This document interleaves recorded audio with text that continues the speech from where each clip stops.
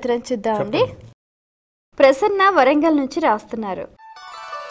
పుష్కర స్నానం సంకల్ప సహితంగానే చెయ్యాలా, తెలియచేయగలరు అంటూ రాస్తున్నారు. స్నానము రెండు రకాలుగా ఉంది. ఒకటి మలమర్షణ స్నానం, రెండవది అఘమర్షణ స్నానం. అఘము అంటే పాపం, పాపాన్ని పోగొట్టేటందుకు చేసేటటువంటి స్నానాన్ని అఘమర్షణ స్నానము అంటారు.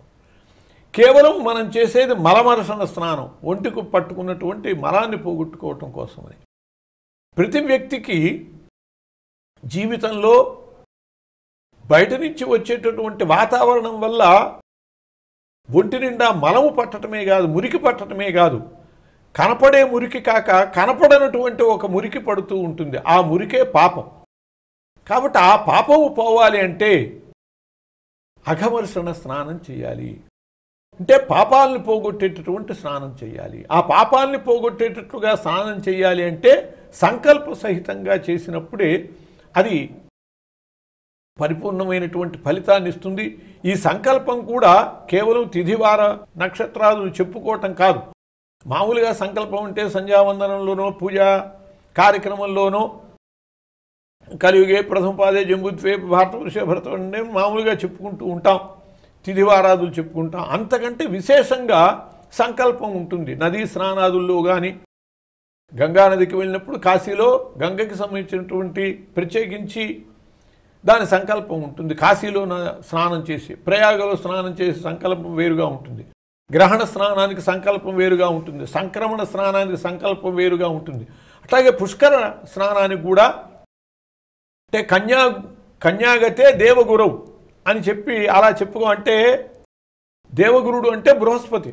బృహస్పతి కన్యలో ప్రవేశించేటటువంటి సమయం కాబట్టి కన్యాగతే దేవగురవు అని చెప్పుకుంటూ ఈ సందర్భంలో ఆ పుష్కర స్నానాన్ని చేస్తున్నాను అని చెప్పి ఆ సంకల్పాన్ని పూర్తిగా చెప్పుకొని చేసేటట్లయితే మనం చేసేటటువంటి స్నానం పరిపూర్ణమవుతుంది.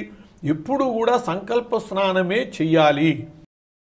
నిత్యకృత్యంలో కూడా చక్కగా స్నానం చేసేటప్పుడు ఆ జలము ఎటువంటివైనా వాటిని పవిత్రమైనటువంటి నదీ జలాలుగా మార్చుకుని మనం స్నానం చేయొచ్చు. సంకల్పం చేసుకుని గంగే చ యమునే కృష్ణే గోదావరి సరస్వతి నర్మదే సింధు కావేరి జలేస్మిన్ సన్నిధిం కురు అని చెప్పి, ఓ నదీమతుల్లారా మీరందరూ ఈ జలమునందు సన్నిహితులు కండి అని చెప్పి ఆ నదుల్ని ప్రార్థించి, భావనామూలకమే ఆధ్యాత్మికతంతా కూడా భావనని బట్టి ఉంటుంది. యాదృశి భావన యత్ర సిద్ధిర్భవతి తాదృశి.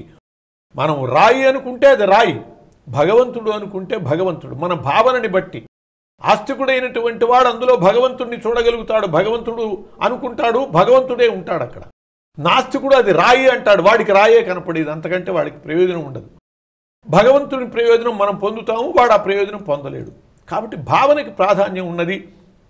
సమస్త నదులని ఈ జలములందు మనం భావన చేసుకుని స్నానం చేసేటట్టయితే నిత్యము కూడా పవిత్ర నదులలో, గంగాది నదులలో స్నానం చేసినటువంటి ఫలితమే వస్తుంది.